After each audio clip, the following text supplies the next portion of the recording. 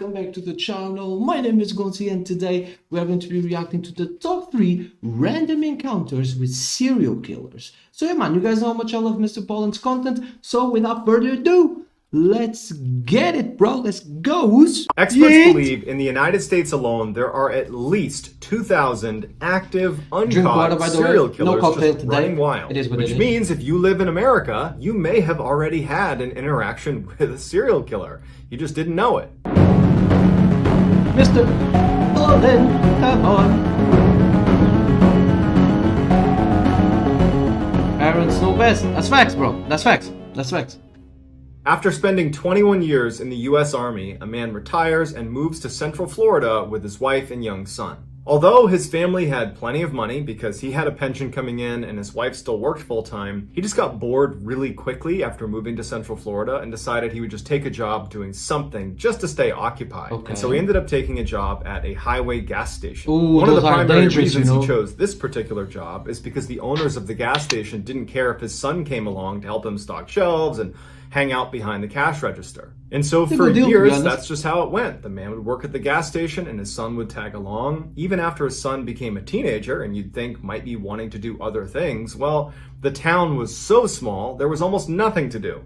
So his son still came along well into his teenage years. One night in 1990, his son, who was 15 years old at the time, was at the station and he was actually taking a break sitting outside on a picnic table. He was reading a magazine, drinking a Mountain Dew, and it's dark out and he notices out of the corner of his eye that there is a woman walking off of the highway towards the gas station. It was a very quiet night at the time, so there's no cars getting gas, there's nobody there, and there's not really anybody even driving on the highway, and so that's why she really stood out to him. And he turns and he notices her and he thinks to himself, no one ever walks to our gas station. We're on a highway. Everybody drives here. So she must have broken down and she must be coming here to try to use our phone to call a tow truck or something like that. So the woman is walking across the lot, coming closer and closer to the gas station, and the boy at this point has turned his attention back to his magazine, but he would say later that he kept looking up and keeping an eye on her because there was something off about her. The woman ultimately walks right behind him and goes in the door into the gas station. Doesn't acknowledge the boy, doesn't say hi to him, just walks straight inside, and she starts walking up and down the aisles of the gas station. Now, from where the boy was sitting, it's all glass, so he could clearly look in and see his father behind the counter, and he could see the head of this woman as she walked in and around all these aisles. And as soon as the woman was in the store, kind of pacing around the aisles, the boy put his magazine down and was just watching. And he noticed that she was not really shopping. She was just looking down for a few seconds, wouldn't pick anything up, so she wasn't buying anything. And she would look up at the counter where his father was, and she would just stare at him, and then she'd look back down at what she was doing, and she would go through all the aisles. And at some point, the woman just kind of abandons this phony, I'm pretending to shop routine, and just walks up to the counter. Now, nobody else is in the store. There's nobody else coming in. And so the boy could actually fairly clearly hear what she was acting like I do when I'm in a crowd with a lot of people, bro. Instantly, go into your phone, and start going through your applications, bro. See if you have WordPad or something like that, bro. Just pretending to do something. Oh, man.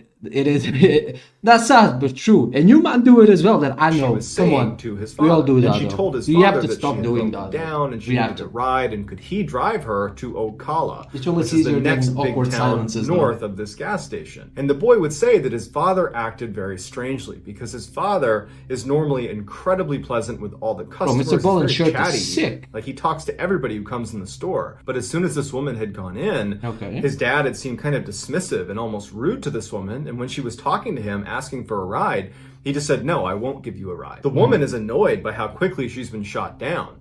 But instead of just taking no for an answer, she turns and looks at the boy who's sitting out on the bench, who's looking right at her. And she points at the boy and she says, what about him? Is he your son? Can he give me a ride? The boy notices that his father, who's not within her eyesight, is looking at his son going, no. Like, whatever she wants from you, you're going to say no to it. And the boy's a little bit confused by this because he's still trying to understand why his dad was so against helping this woman, because she clearly needs our help or someone's help. But he just took his dad at face value. And when the woman's pointing at him, he knew, the boy, that if she came over and asked him, he would say no. But it wouldn't come to that because the boy's father would say to the woman, no, my son's not going to give you a ride. You need to leave here immediately. Do not come back. Leave. We're not going to help you. Okay. She's furious. furious. She's cussing him out. She storms out and slams the door. She starts cussing at the boy, and she walks off. The whole time she's turning around and flipping them off and screaming profanities at them, but she ultimately walks off, and the dad kind of followed her out and is standing next to his son as she walks off. And the boy asks his dad, like, what was her deal? Why did that happen? Why did you not want to help her? And the dad just said, I don't know. There was something off about her, and I don't know how to place it, but I did not want her around you. I knew I didn't want to give her a ride. I knew she had to go. A year later, the boy is in his room when he hears his dad in the other room yelling for him to come in here and look at the TV. So he runs into the TV room, and on the TV is the same woman from the gas station, better known as Eileen Wuornos. Wow. She was a serial killer who used to pick up her male victims at gas stations in Florida. It's unclear whether the boy or the boy's father were her next victims. But by the time she had shown up at that gas station, she'd already killed 4 people. And following that interaction with them at the gas station, she had gone on to kill 3 more people, including someone in Ocala, Florida, which was the town she had asked them to give her a ride to. Oh yeah, Eileen they were on the caught, chopping that's why list, she was bro. on TV, and she was later sentenced to death. They were on the chopping block, yeah. That in the late 1970s, be a like medical student towards going the to gas school in station. I'm Chicago gonna had catch just 2 got out of boys. class and decided he didn't want to pay for a crazy taxi, chick, so he decided he would hitchhike his way home. Now, this No, was something no he stories with routinely hitchhikers, did, bro. and at the time was socially acceptable. So he goes down to the road and he puts his thumb out, and eventually a car pulls up, and he would describe the man that is pulling up as looking normal, is so and even nice. friendly and lighthearted. It's a middle-aged guy, and he tells the student, hey, come on in, hop inside, I'll give you a ride. The student did not feel threatened by this guy and felt like overall this was to me, safe, and hitchhiking so he is hops so in the passenger weird, seat. man. He tells this Trusting man where people he like wants to that. go. He says, Hell no. okay, and they start driving off. So as they're driving, it's Yeah, silent in the boy. car. They're not making chit-chat. They're just driving Not me, along. boy. And Telling the you. student notices that the man misses the turn to go where he needs to go. Oh, So the really? student turns to the man and says, hey, you missed the turn. Do you mind turning around and going back this way? Or, if you want, you can just drop me off here and I'm happy to walk. We're not that far away. The man, who had seemed really nice and lighthearted, suddenly had this really intense demeanor come over him. Oh, really? And he turns and looks at the student and goes, oh no, you're coming with me. The Oh, student is no. frozen in fear. He doesn't know what to do, Creepy, but he dude. knows immediately that this is not an idle threat. I don't know who he is. I don't know what's going to Shove him happen, in but it's his going to be face, bad bro. for me. I have to get out. And so as soon as the car began Gouge to slow his eye down, even a out. little bit, they're still driving. They're not stopped. The student unlocks the door, opens the car, and Yank the jumps out handbrake, of the dude. moving car and smashes into the ground, rolls against Yes! the side of the curb, but is ultimately unhurt. I mean, he's banged up from jumping out of a moving course. car, but he was able to stand up and run back to his house. He didn't call the police because Great. he really didn't know what to tell them, because he didn't have a great description of the guy. He didn't have his license plate, and the guy didn't do anything totally aggressive. Yeah. It was more of a threat, but an ambiguous You have threat nothing at to tell to best. the police. It wasn't really That's clear fair. what he wanted to do with him. That's It definitely fair. did not seem good, but Of course. it just wasn't enough for him to call It's the your police. word against So his at the that student point. just feels lucky that he got out of there and moves on with his life. A couple shit of years God go than by. that, The bro? student at Come this on. point has basically forgotten about this encounter with the stranger.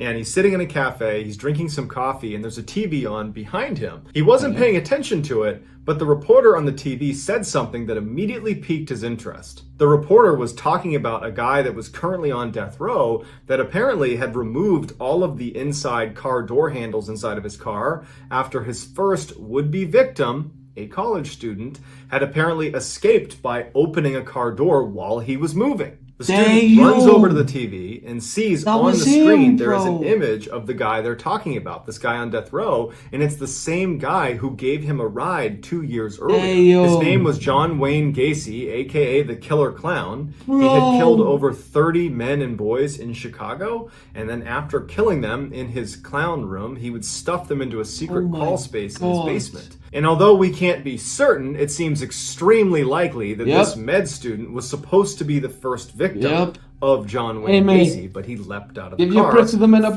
forcing lad. John Wayne Gacy to Yeesh. change his strategy and make sure the next Bruh. person was not able to do that. Damn, bro, that's creepy, you know. In the 1970s, a young woman and young man were on their very first date together, Okay, and hell. it wasn't going very well. It wasn't going badly, it was just really, really awkward. They just were not meshing classic. at all. And so as they're getting ready to leave and retire for the night, The guy is thinking to himself, I have nothing to lose here. We're probably not going to go on a second date. And he says to the woman, hey, do you want to not go home right now and actually come on a hike with me? And he goes, I know this sounds like a terrible idea. It is. Hear me out. I go mountain climbing in this area called Provo Canyon. It's not that far from here. There are these beautiful trails that lead up the side of the canyon to these amazing scenic overlooks. And tonight it's a new moon, so there's great visibility. And I just think that you might enjoy it. And so at first, the woman is obviously a little bit hesitant. But when he says, look, I go hiking there at night all the time. I love it out there. And I promise if there's any weirdness, if you don't like being there, we'll just turn around and leave. It's totally safe. And so after a little bit of coaxing, she finally says, okay, you know what? That sounds fun. Let's go. No. And so their date that had been really awkward suddenly became really exciting. And the two of them were kind of like thrilled, like, wow, look at us making our way up for a nighttime hike through Provo Canyon. And so they arrive at the mouth of this canyon, and they're both obviously excited. And they hop out and they start walking up this trail that brings them into a heavily forested section of the canyon. Now, to this point, the guy felt like this was a really great idea. He really had gone hiking here a bunch, and he really did know the area well. But as the trail brought them into the forested area, the guy remembers feeling this overwhelming sense of dread. He didn't know why. It was just like an overwhelming sense of anxiety that something bad was going to happen to them. But he had worked so hard to convince his date to come with him, and had convinced her it was safe, that he's not about to let on to her that there was anything wrong with what they were doing. And so he put on, his strong face and just kind of suppressed it and just kept on walking and put on a strong holding her hand face, tight, bro. and they just continued tell their him, walk. man. But his sense of dread would just build and build to the point where he was really on edge. And what he didn't know, but would find out later, is that his date, the woman, she also had this horrible sense of dread as soon as they went into the forest.